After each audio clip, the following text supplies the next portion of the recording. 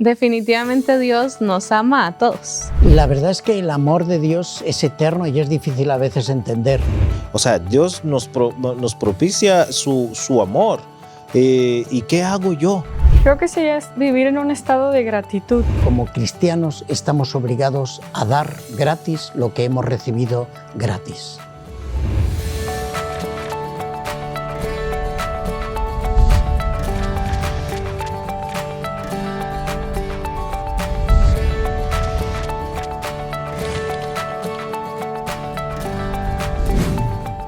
Bienvenidos, queridos amigos, a un nuevo capítulo de la Escuela Sabática Universitaria.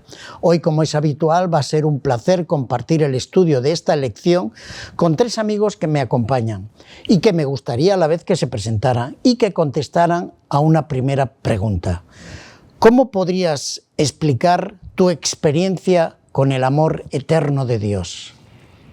Hola, mi nombre es Xiomara Gómez y yo creo que podré explicar brevemente cómo he experimentado el amor de Dios cuando Él suple mis necesidades aún antes de que se las pida. Mi nombre es Ruth Badilla y puedo experimentar el amor eterno de Dios a través de mis familiares. Mi nombre es Cristóbal y yo puedo experimentar el amor de Dios a través del cuidado que Él tiene por mí. Algunos amigos que nos escuchan pueden ser que estén pensando de que nuestras palabras se fundamentan en nuestra experiencia, pero como esto es el estudio de la escuela sabática, me gustaría preguntaros si tenéis algún versículo en el cual pudierais presentar la idea general que hemos planteado desde el principio. Pero antes de comenzar el desarrollo de la lección, vamos a pedir a Xiomara que nos presente en oración. Oremos. Padre que estás en el cielo, gracias por la bendición de tenerte y gracias por la bendición de poder estudiar sobre ti. Ábrenos la mente y que tu Espíritu Santo toque nuestros corazones en el estudio de esta lección. En tu santo nombre pido y agradezco. Amén. Amén. Amén. Es interesante, profesor Lerma, la pregunta que nos presentó. Y a mí me acuerdo el texto que la lección menciona de 2 Pedro 3:9. Y en este texto la esencia está en la última parte. Dice que el Señor no tarda su promesa. O sea, a veces nosotros sentimos que la venida de Jesús se está tardando porque sabemos que la venida de Jesús es la solución para todos los problemas de esta tierra. Pero 2 Pedro 3:9 es como una promesa de esperanza que nos dice, mira, el Señor no tarda su promesa, sino que es paciente con nosotros, no queriendo que ninguno perezca, sino que todos procedan al arrepentimiento. Entonces, el amor eterno de Dios se ve en esos versículos, en la paciencia de Dios, en este deseo que Dios tiene de salvar a todos. Por eso Él espera, Él es paciente para que todos podamos llegar al arrepentimiento. Muy bien. Yo tengo 2 de Timoteo 2:4 y dice, porque esto es bueno y agradable delante de Dios nuestro Salvador, el cual quiere que todos los hombres sean salvos y vengan al conocimiento de la verdad. En línea de lo que menciona el versículo, no solamente es paciente para que nosotros podamos terminarnos de convencer, yo creo, sino su interés último es que todos seamos salvos. Definitivamente Dios nos ama a todos. Nos sintamos dignos o no, Él nos ama. Y esto es parte de lo que se refuerza en Ezequiel 33, el versículo 11. Dice que Dios no quiere que muramos. Dios no quiere que nosotros los pecadores perdamos la vida, sino que nos regresemos de nuestros malos caminos para poder disfrutar de esa vida eterna con Él. Lo que pasa es que muchas veces nos es difícil comprender ese amor perdonador porque lo juzgamos desde nuestra propia vista. Si a mí me es difícil perdonar a Shio porque me hizo una mala cara, entonces, ¿verdad? De pronto esas acciones concretas diarias las voy sumando y no me funciona la ecuación que usa Dios. Pero me gusta mucho una frase popular que dice que nosotros podremos llegar a ser la única Biblia que alguna persona lea. Y es solo a través de practicar ese perdón, practicar esas virtudes del amor de Dios, lo que va a hacer que otras personas puedan empezar a entender a través de nuestras propias acciones. Entonces, por tus palabras, podríamos llegar a la conclusión de que es más difícil explicar el amor de Dios que posiblemente explicarlo con experiencia, con nuestra experiencia personal. Es más difícil ponerlo en palabras que vivirlo. Ajá. Porque nuestro testimonio, nuestras acciones al final es lo que va a mover los corazones, porque nosotros podemos decir muchas cosas. Nosotros podemos ahorita estar hablando entre nosotros y si de pronto alguno de los jóvenes que nos ve en el programa nos ve de pronto, no sé, en los pasillos de alguna de las facultades y nos hacemos un mal gesto, una mala cara, ¿dónde quedaron todos estos minutos de grabación? Ah, sí. La congruencia, hay que ser íntegro en lo que dices con lo que haces. Claro, porque el discurso que nosotros debemos reflejar este amor que hablamos, ¿no? Este amor que es eterno, es el amor de Dios. Entonces, nosotros debemos reflejar ese amor. ¿Y cómo lo podemos hacer? Mira, el alcance de ese amor de Dios, la expresión, el versículo 3 de Juan 3:16 es la expresión máxima del amor de Dios, ¿no? Dice que porque Él amó el mundo y dio su Hijo para que todo aquel que en Él cree no perezca, sino que tenga la vida eterna. Entonces, este versículo nos proyecta un amor eterno con un alcance global. Y muy interesante que antes de este versículo, que a veces nosotros nos olvidamos, y yo quiero mencionar para los que nos están siguiendo, que antes de este versículo 16 está el 15.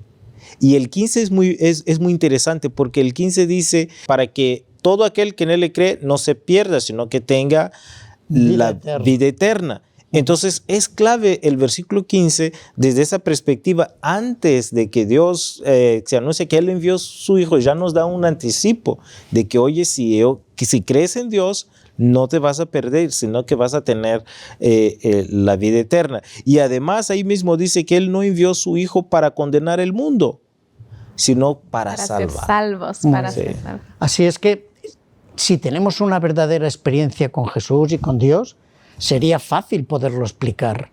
Solo hasta que tenemos una experiencia real, cotidiana, una experiencia natural. O sea que la única manera de poder explicar el amor eterno de Dios sería experimentarlo. Experimentar. Y lo poco que uno va experimentando, va compartiendo. No esperar que ya me siento, ya estoy lleno. No, lo poco, lo que voy aprendiendo, lo voy a compartiendo. Y la mejor manera de compartir, como dice Ruth y Xiome, es a través de nuestra vida, nuestro estilo de vida. De hecho, yo creo que es mucho más fácil explicarlo cuando uno tiene su primer encuentro con Dios que a lo largo de los años. No sé por qué, ese primer amor, ¿no? Primer amor.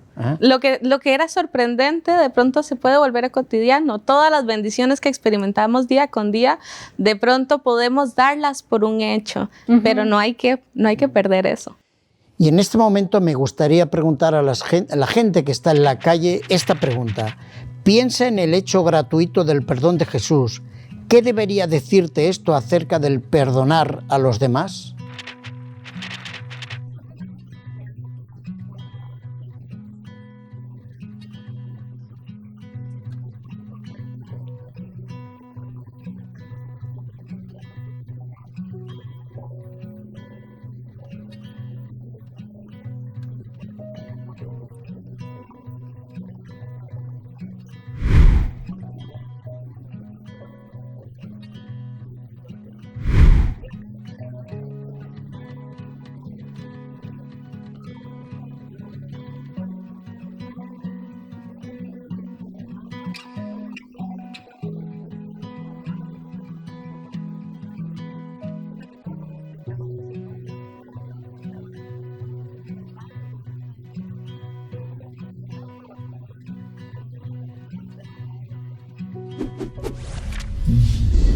Agradecemos las respuestas y sobre todo los comentarios del canal de YouTube. Vamos a seguir con el estudio de esta semana, que me parece muy interesante, y en el apartado del lunes concretamente nos habla de un amor pactado o un amor pactual o un pacto de amor, no sé cómo podríamos plantearlo, pero no sé si alguna vez habéis realizado algún pacto con alguna otra persona, un acuerdo contractual. Sí, quizá tal vez para los chicos aquí en la universidad el término pacto puede causar un poco de problema, más ¿Sí? es algo que estamos más familiarizados. Es un convenio. Yo creo que todos nosotros... Un contrato. Sí, un contrato, un convenio. Y sabemos que al inicio del semestre estamos buscando el convenio de beca. Entonces, un pacto es un convenio, ¿no? que uno hace con Dios. Pero hay algo interesante. En este caso, dice que es extremadamente fiable, constante y... O sea, tiene todas las garantías de estar en este pacto de amor, porque es fiable, es... ¿Pero por qué es fiable, Chris? ¿Por qué es fiable? Porque la otra parte es Dios, es justo. Entonces es Dios que hace un pacto conmigo y como Él es justo, entonces ese pacto se torna fiable. No me va a fallar. Lo que Él me promete en el pacto va a cumplir. Muy bien, por lo que dice Chris, hay una de las dos partes que falla. ¿Cómo lo entendéis vosotras?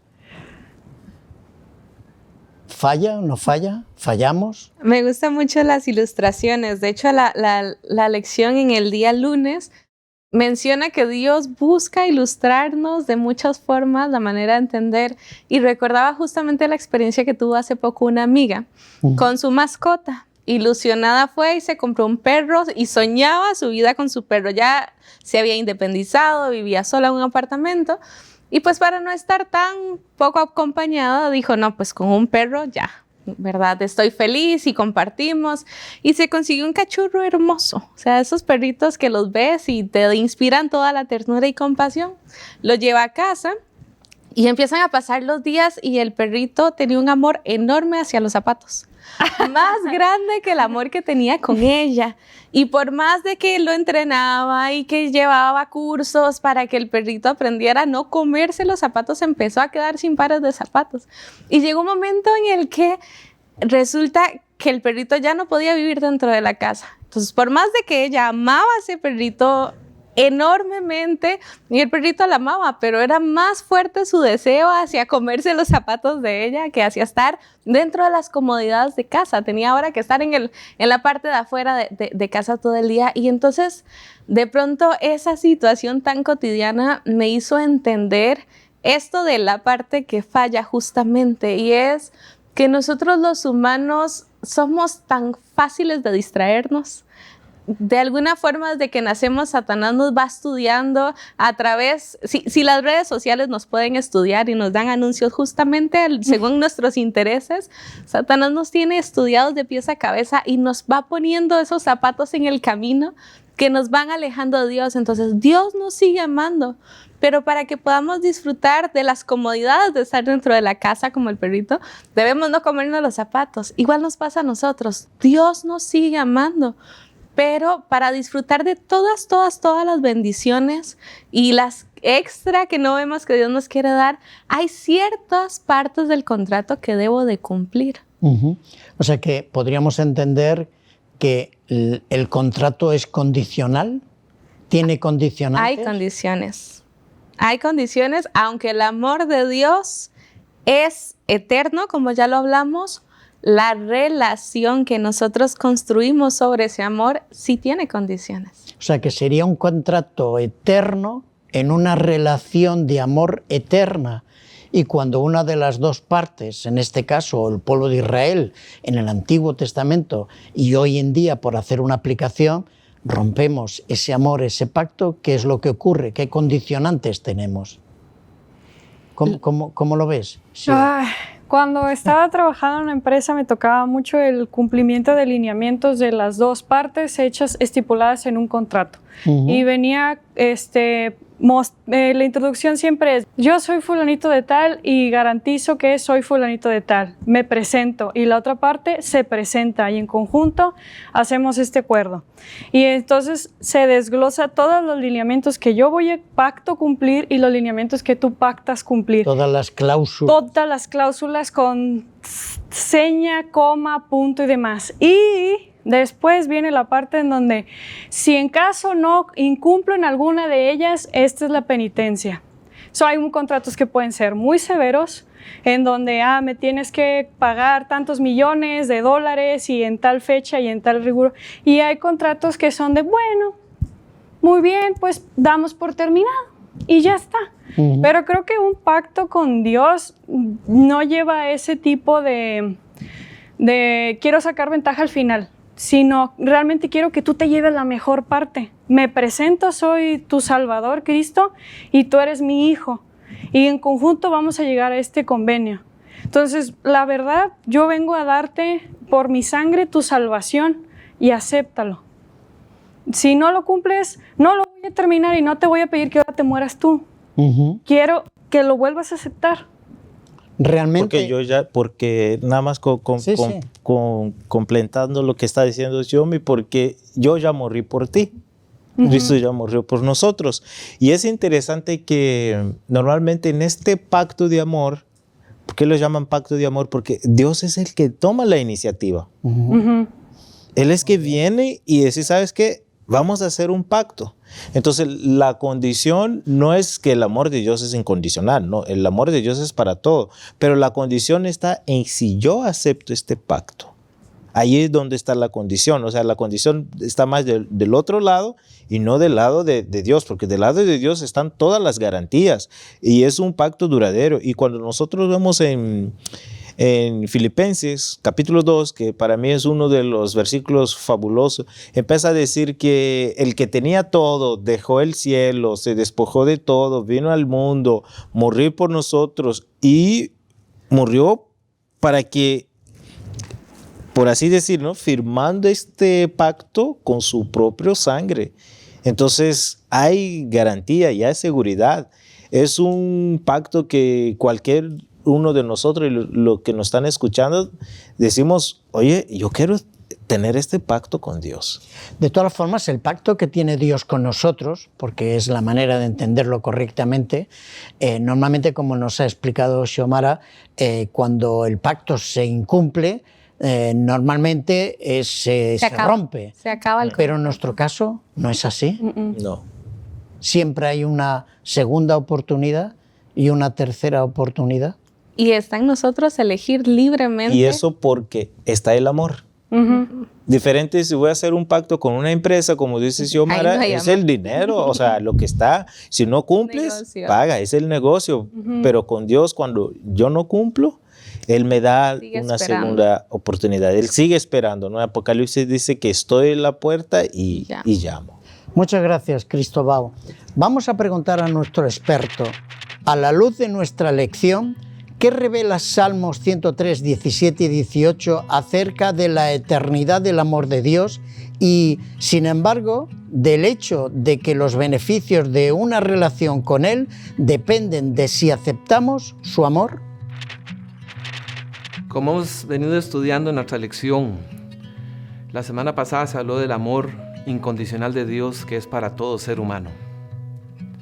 Y esta semana nos invita al siguiente paso. Aunque ese amor es maravilloso, es tierno, no es un amor que se recibe y se toma y se deja, sino que, como el título de la lección de esta semana es un amor pactual. Y eso es lo que dice el Salmo 103, a la cual hace referencia a la pregunta. Dice, mas la misericordia de Jehová es desde la eternidad y hasta la eternidad. O sea, es permanente, es para siempre.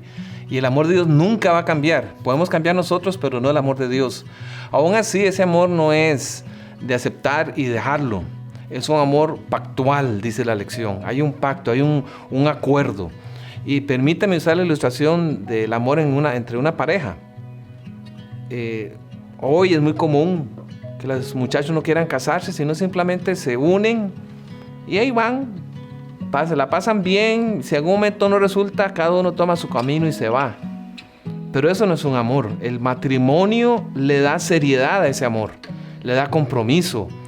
Tanto él como ella hacen el acuerdo de que vamos a ser fieles, vamos a hacer toda nuestra parte, estoy con un compromiso de por vida, y eso le da seriedad y le da otro nivel a ese amor.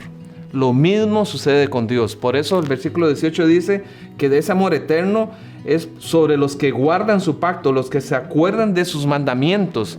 O sea, llega a haber un compromiso de al aceptar ese Dios y hacer un acuerdo, un arreglo con ese Dios de amor. Y ese amor, ese acuerdo es lo que le da otro nivel al amor de Dios en nuestras vidas. Damos gracias la respuesta de nuestro experto y seguimos en esta última parte de la lección desarrollando un tema tan importante como es la misericordia de Dios. En este apartado recordáis que la lección nos habla de la parábola del siervo que no perdonó y que encontramos en Mateo 18. Es una experiencia que nos puede parecer fácilmente superada, pero hoy en día la verdad es que es una realidad. ¿Qué opináis? ¿Perdonamos cuando somos perdonados? ¿Perdonamos en la misma medida? Eso es bien difícil, porque creo que tenemos ya como cultura, al menos global, es bueno, quizás te lo perdono la primera y eso es de crédito. Ya la segunda, tercera, Te lo cobro. ya me lo voy a cobrar. O sea, Y que ya de aquello de 70 veces 7 no se aplica. es mucho. Es mucho. No, antes. Pero como cultura, Y yo creo que ni siquiera antes. Yo creo que desde ese momento que Jesús dio esa cantidad, hizo un choque en la mente de los discípulos, de las personas que lo escuchaban. Y me encanta que Jesús dejara esa parábola en ese contexto, porque termina de ilustrarnos. De pronto para nosotros escuchar de denarios y así no suena nada. No sabemos cuántos pesos representa. Pero la lección toma la oportunidad para ampliar un poquito más y nos dice, la deuda son 200,000 años de trabajo. Claro. ¿En qué momento va uno a vivir? Es prácticamente imposible devolver esto. Sí. No es a veces torna complicado. Yo personalmente en mi casa con mi familia tengo un hábito y les quiero aquí decir, ¿no? A mí no me gusta que mi esposa tenga deuda. Yo prefiero tener la deuda yo. No nos gusta ninguno. Entonces, pero lo más interesante es que relacionando con el tema, la misericordia perdida, yo me estaba preguntando, ¿en qué momento se pierde esta misericordia, no? Y entonces, luego en el inicio de la lección, dice algo interesante, dice, el amor de Dios es eterno e inmerecido. Sin embargo, los seres humanos pueden rechazarlo. Entonces, la misericordia se pierde cuando uno rechaza el amor de Dios. Entonces, la parábola viene en el sentido de que, mira, Dios, ilustrando que Dios nos da todo. O sea, Dios nos propicia su amor. ¿Y qué hago yo? ¿Cuál es mi respuesta? ¿Voy a perdonar o no? Entonces, cuando yo no perdono a alguien, es lo mismo que estoy rechazando el amor que Dios tiene por mí, porque Él está dispuesto a perdonar. Y dentro de esa ilustración de cuánto hace Dios y cuánto hacemos nosotros, ¿verdad? Viene esa brecha tan grande. ¿Cuánto realmente nos perdona Dios? Y a veces esas ofensas chiquitas, cotidianas, que por lo general pasan dentro de la familia. Cuando trabajamos en el área de familia nos damos cuenta que hay disputas tan grandes, o sea, hay problemas que a veces los hermanos tienen por años y de cosas tan mínimas. Desde ahí empezamos a tener conflictos y cuánto más si a nuestros seres amados o las personas con quienes tenemos lazos sanguíneos nos cuesta a veces poner en práctica el perdón. ¿Cuánto más a esas personas que no conocemos? ¿No pensáis que a veces la dificultad en esta parábola está el perdón de una deuda tan grande? Porque a veces cuando se nos hace un regalo que no nos podemos ni imaginar, a veces cuesta de creer. Si ahora una persona se acercara aquí y nos regalara, yo qué sé, un auto o 10 millones de pesos, posiblemente no lo creeríamos. Siempre, bueno, sí, ya, pero ¿dónde está la letra pequeña, no? ¿No creéis que nos pasa lo mismo con la salvación? Así de incrédulos somos. Exactamente. Así, y Dios tiene mucha paciencia con nosotros. Es como cuando somos padres, a veces y estamos haciendo las tareas domésticas y los hijos nos quieren ayudar, pero nosotros sabemos que en vez de ayudar, nos van a estrobar más. A veces van a mojar algo que ya habíamos secado, ¿no? A veces van a echar a perder el trabajo que ya teníamos adelantado, pero como un padre nosotros volvemos a hacer. ¿Por qué? Porque el Hijo quiere estar con nosotros. Entonces, cuando nosotros tenemos el deseo de estar con Dios, aunque a veces es difícil para nosotros perdonar, pero con el paso de tiempo vamos a ir aprendiendo, vamos a ir madurando. Y la lección también al final dice que el amor de Dios es inagotable, o sea, no se acaba. Él sigue proporcionando su amor y su compasión. Entonces yo creo que la clave está en pasar más tiempo con Dios. De todas formas, ¿no creéis que como cristianos estamos obligados a compartir las promesas del Señor y esta salvación que Dios nos ha regalado con los demás? Creo que es más que una obligación. Como veníamos como construyendo desde el principio, en donde cuando uno se transforma, ya no va a ir cumpliendo reglas porque ahora toca no mentir y ahora toca no codiciar, sino empiezan tus decisiones a caer dentro de ese espacio que te lleva la bendición y das bendición. Y es como algo que no puedes ocultar. Y quizás, como mencionabas, quizás somos el único sermón que va a ver alguien. Entonces es como de, yo quizás le robé, le hice fraude, estoy pensando en cosas graves a esta persona, pero en vez de reclamarme, llevarme a las autoridades, no sé, pensando en algo muy grande, me perdonó y se preocupa por mí. ¿Qué lo lleva a esa persona a ser así? La verdad es que el amor de Dios es eterno y es difícil a veces entender. Pero lo cierto es que nuestro tiempo ya se está acabando también. Sí, Desgraciadamente estamos limitados en el tiempo y me gustaría que en pocos segundos pudiéramos dar una conclusión del estudio de la escuela sabática de esta semana. ¿Qué os parece? Adelante. A mí me parece que cada día uno recibe algo de gracia de Dios. Entonces cada día yo puedo dar lo que recibo de Dios, a cada día dar como un estilo de vida. Muy bien. La calidad de mi relación con Dios va a depender de mis acciones, de mis decisiones diarias. Muy bien. Creo que sería vivir en un estado de gratitud por todo lo que ha conllevado para Él y todo el beneficio que me da y que puedo compartir a otros. Muy bien. Queridos amigos, estamos obligados, por haber recibido algo tan grande como es la salvación, de compartirla con aquellas personas que nos escuchan, que están a nuestro alrededor. Nos gustaría que esta fuera la conclusión del estudio de esta semana, porque me parece que como cristianos estamos obligados a dar gratis lo que hemos recibido gratis.